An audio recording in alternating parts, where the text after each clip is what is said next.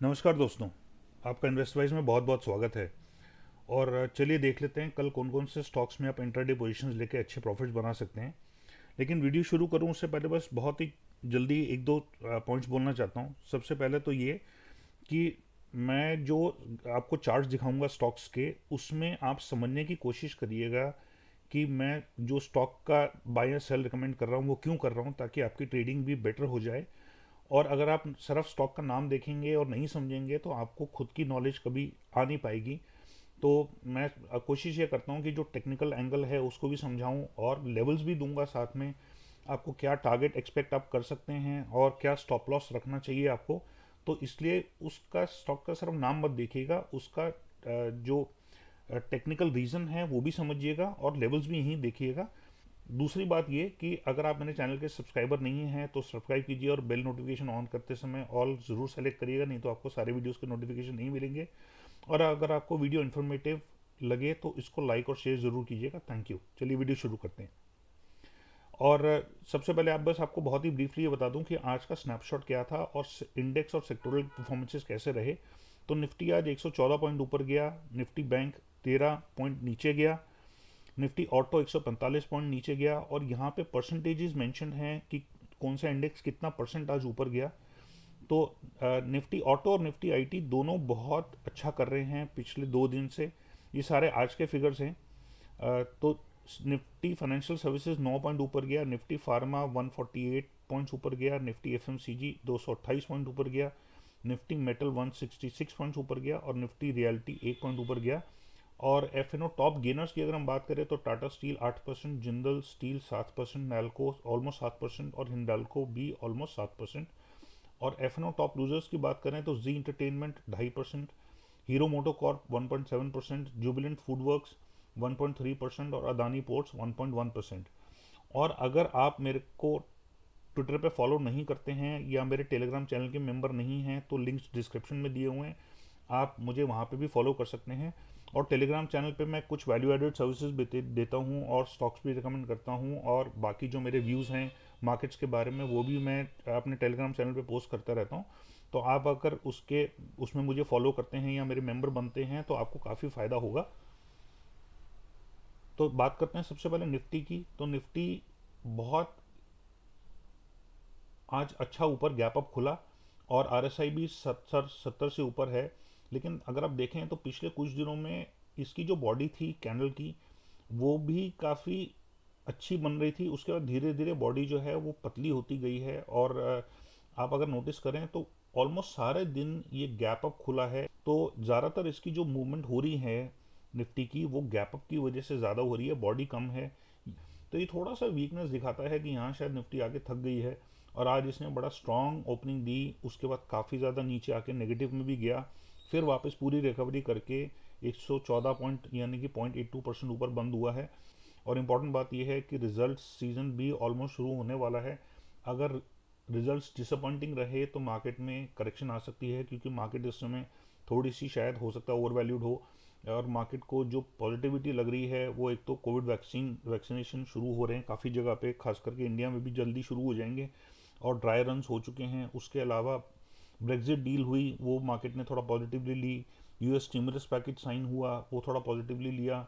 और उसके अलावा जो ऑटो सेल्स नंबर्स आए हैं वो दिसंबर के वो अच्छे आए हैं। और जो जीएसटी कलेक्शंस हैं वो भी ऑल टाइम हाइस पे है। तो ये सब फैक्टर्स जो हैं ये मार्केट ने काफ़ी पॉजिटिवली लिए हैं, इसी वजह से करेक्शन पहले नहीं शुरू हुआ। लेकिन जो बार बार ये नीचे के जैसे यहाँ पे बहुत शार्प फॉल थी, उससे पहले लोअर शैडो काफ़ी ज़्यादा डीप था, यहाँ पे लोअर शैडो काफ़ी ज़्यादा डीप था। और इस दिन भी आज भी लोअर शैडो काफ़ी ज़्यादा डीप है। तो ये सब चीज़ें इंडिकेट करती हैं कि निफ्टी में करेक्शन कभी भी शुरू हो सकती है, बस एक ट्रिगर की ज़रूरत है। तो जिस दिन मार्केट को वो ट्रिगर मिल जाएगा काफ़ी ज़्यादा नीचे तक भी आ सकता है। नेक्स्ट है बैंक निफ्टी। तो बैंक निफ्टी यहाँ पे भी देखिए आप काफ़ी ज़्यादा रेजिस्टेंस, इसको कंजेशन जोन मिल रहा था, उसके बाद जो नीचे आके फिर ऊपर रिकवर किया है। और 31,000 के ऊपर इसको स्ट्रेंथ नहीं मिल पा रही है। और ये इस दिन ऊपर गया बहुत अच्छे मूवमेंट के साथ में, उससे पहले भी इसने बॉडी अच्छी बनाई। तो यहाँ तक तो इसकी कहानी बहुत अच्छी थी। उसके बाद जब से यहाँ 31,000 से ऊपर ये जो पिछले 4 दिन निकाले हैं यहाँ पे इसको स्ट्रेंथ नहीं मिल पा रही है। सिर्फ दो बातें थोड़ी सी अच्छी थी। पहला तो ये कि इसने किसी भी दिन 31,000 से नीचे की क्लोजिंग नहीं दी है। लेकिन आज इसने 31,000 से नीचे ट्रेड किया। देखिए 3893 के करीब आज इसने नीचे ट्रेड किया, तो ये थोड़ा सा कंसर्न हो सकता है। इसको 31,000 पे सपोर्ट नहीं मिला, लेकिन यहाँ से ऊपर जाने का उसका एक ट्रिगर ये हो सकता है कि यहाँ पे मार्केट देख लेगी, बुल्स देख लेंगे कि बियर्स में इतनी स्ट्रेंथ नहीं है कि वो नीचे क्लोज करा सकें। तो कल का भी रेंज मुझे लगता है शायद 31,500 और 31,000 के बीच में रह सकता है। तो उस हिसाब से आप ट्रेड्स ले सकते हैं अपने बैंक निफ्टी को लेकर। अब स्टॉक्स पे आ जाते हैं। तो सबसे पहला स्टॉक है हमारा अपोलो टायर्स। तो यहाँ पे ये नीचे जो गिरा उसके बाद कुछ दिन इसने कंसोलिडेट किया और 175 का इसने सपोर्ट बना लिया है। तो यहाँ पे इसने 2 बार 3 बार उस सपोर्ट को टेस्ट किया, उसके बाद ही इसने 175 को नीचे दोबारा देखा नहीं, जिसकी वजह से स्ट्रेंथ मिली स्टॉक को। यहाँ पे इसने थोड़ा सा ऊपर क्लोज किया और आज काफ़ी अच्छा क्लोज किया है। और उसकी एक वजह और ये भी है कि जो ऑटो नंबर्स आए वो काफ़ी अच्छे आए। तो ऑटो से रिलेटेड जितनी भी बाकी और चीज़ें हैं, टायर्स हो गए, बैटरीज हो गई, बाकी और जो एंसिलरीज हो गई, तो उनको भी स्ट्रेंथ मिल रही है। तो ये एक थोड़ा पॉजिटिविटी है, जिसकी वजह से थोड़ा सा शायद ये अपने पुराने हाइस को लगभग 200 के लेवल्स को टच कर सकता है। तो कल अगर ये ऊपर का ट्रेंड दिखाता है तो करीब 188 का स्टॉप लॉस लेके और इसमें लॉन्ग पोजीशन ली जा सकती है। तो हो सकता है आपको 190 195 के या के आसपास के लेवल शायद कल देखने को मिले। नेक्स्ट है एक्साइड इंडस्ट्रीज। तो ये भी ऑटो सेक्टर से ही रिलेटेड है, बैटरी स्टॉक है। और यहाँ पे इसने भी जो फॉल हुई उसके बाद या कंसोलिडेट किया, 2 बार इसने ये लोज टेस्ट किए, उसके बाद ये ऑलमोस्ट ऊपर जाता जा रहा है, हायर हाइज और हायर लोज बना रहा है। देखिए यहाँ पे भी इसने दोबारा एक नया लो टेस्ट नहीं किया, उसके बाद नए हाइज बनते गए। 3 दिन यहाँ पे रेड कैंडल जरूर बनी देखिए, लेकिन बिल्कुल वीकनेस नहीं थी। 190 से नीचे कभी भी क्लोज नहीं किया, जिसकी वजह से आज इसको स्ट्रेंथ मिली। और उसका भी रीज़न ये था कि एक तो सेलिंग बिल्कुल नहीं थी, दूसरा ये कि जो ऑटो नंबर्स अच्छे आए, जिसकी वजह से ये 195 से ऊपर क्लोज कर पाए, जो पहले दिनों में नहीं कर पा रहा था। वॉल्यूम्स भी अच्छे थे और जो अपर शेडो है वो भी बहुत कम बना है। और आज जो मार्केट नेगेटिव में गई, माइनस में, उसका इसका ज़्यादा इम्पैक्ट रहा नहीं, क्योंकि इसने एक नए हाई पे क्लोज किया। तो हो सकता है इसकी कल भी स्ट्रेंथ बरकरार रहे और हो सकता है कल ये 200 के लेवल्स टच करने की कोशिश करे। तो ये भी अगर कल ऊपर का ट्रेंड दिखाता है तो शायद इसमें भी पोजीशन ली जा सकती है। लेकिन 200 के लेवल्स अगर के आसपास ये पहुंचता है तो वहाँ थोड़ा सा कॉशियस रहिएगा और अपने स्टॉप लॉस उस हिसाब से आप बना के रख सकते हैं। नेक्स्ट है ग्लेनमार्क फार्मा। तो ग्लेनमार्क फार्मा भी यहाँ के लेवल्स पे इसको करीब 490 के लेवल्स पे इसको सपोर्ट मिला है, जहाँ से ये बाउंस बैक कर रहा है। पिछले कई दिनों से इसने इस लेवल को ऑनर किया और यहाँ पे इसने उससे ऊपर क्लोज किया है। उसके बाद से इसने ज़्यादा बार इसको टेस्ट नहीं किया और यहाँ पे भी जो सेलिंग आई वो भी 490 से ऊपर ही रही। 490 को भी इसने टेस्ट नहीं किया, जिसकी वजह से कम वॉल्यूम्स पे भी अच्छे गेन जिसने कल दिखाए, मतलब फ्राइडे को। उसके बाद आज उससे बिल्डअप किया। तो कल भी अगर ये ऊपर का ट्रेंड दिखाता है तो शायद इसमें भी आप 514 के करीब का स्टॉप लॉस रख के आप इसको बाय कर सकते हैं। गोदरेज कंज्यूमर प्रोडक्ट्स अगेन एक नेक्स्ट स्टॉक है हमारा। यहाँ पे इसने अपने कुछ लोज टेस्ट करके उसके बाद कंटिन्यूसली ये ऑलमोस्ट हायर हाइज और हायर लोज बना रहा है। यहाँ पे भी जो इसने फॉल देखी वहाँ पे इसने लगभग अपने इन लेवल से सपोर्ट लिया, जहाँ से बाउंस बैक पहले भी कर चुका था। उसके बाद कंटिन्यूसली ऊपर जा रहा है और लगभग इसका 740 के आसपास के लेवल्स का इसका एक सपोर्ट बन चुका है।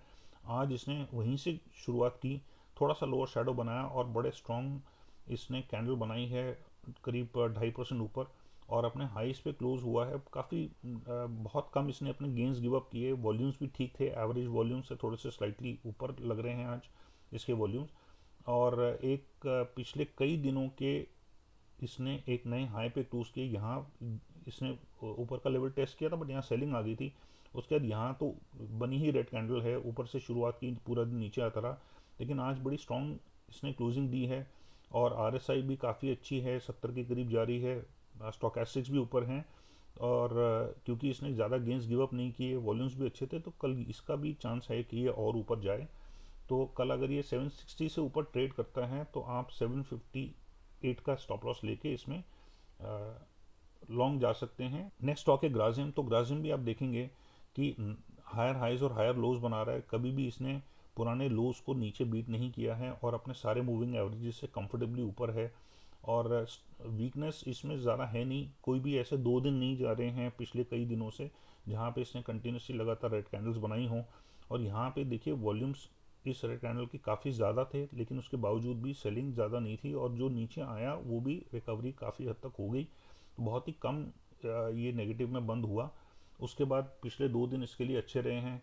यहाँ पे इसने हल्का सा ऊपर बंद किया, वॉल्यूम्स हालांकि कम थे, लेकिन आज बिल्कुल सेलिंग नहीं थी। और सबसे अच्छी बात आज की ये है कि इसने आज एक मारूबोजू कैंडल बनाई है, और नीचे तो बिल्कुल भी लोअर शेडो नहीं थे, ऊपर भी इसने ऑलमोस्ट अपने हाई पे ही क्लोज किया है, और वॉल्यूम अच्छे थे।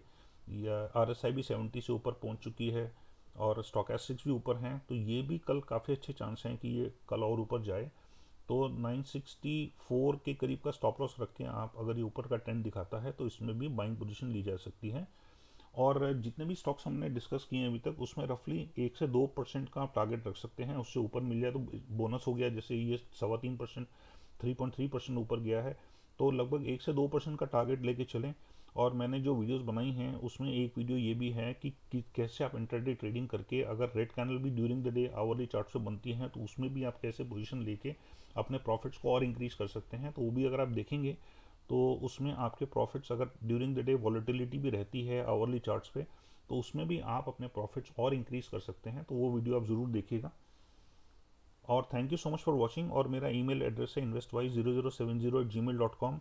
तो आप इसमें मुझे लिख सकते हैं। कमेंट्स के अलावा आप कुछ और पूछना चाहते हैं, कोई क्वेरीज हैं, कोई डाउट्स हैं, कोई सजेशंस हैं, तो आप इसमें लिख के मुझे बता सकते हैं। और अगर आप अपने ब्रोकिंग हाउस से सेटिस्फाइड नहीं है बिकॉज ऑफ देयर सर्विसेज, या आप बहुत हाई ब्रोकरेज रेट्स पे कर रहे हैं, तो आप मुझे इस ईमेल एड्रेस पे लिख सकते हैं। और मैं आपका अकाउंट एक बहुत ही रिप्यूटेड ब्रोकिंग हाउस के साथ खुलवाऊंगा, जिसमें मैं आपको पर्सनलाइज खुद सर्विस दूंगा, जिसमें आप अगर आप चाहें तो मैं आपका पोर्टफोलियो भी उसमें भी आपको गाइड कर सकता हूं। और आपके ब्रोकरेज रेट्स भी पहले के रेट से काफ़ी कम होंगे। तो अगर आप स्विच करना चाहते हैं अपने ब्रोकिंग हाउस से, तो आप मुझे इस एड्रेस पे लिख सकते हैं। और जैसे अगर आपको वीडियो पसंद आई हो और इन्फॉर्मेटिव लगी हो, तो इस वीडियो को लाइक ज़रूर कीजिएगा। इससे हमारा हौसला बढ़ता है, मोटिवेशन बढ़ती है, ताकि हम आपके लिए और अच्छे अच्छे वीडियोस लाते रहें। और चैनल को सब्सक्राइब कीजिएगा और बेल नोटिफिकेशन ऑन कीजिएगा, ताकि आपको मेरे आने वाले वीडियोस के बारे में भी इन्फॉर्मेशन मिलती रहे। तो thank you so much for watching. Take care and God bless.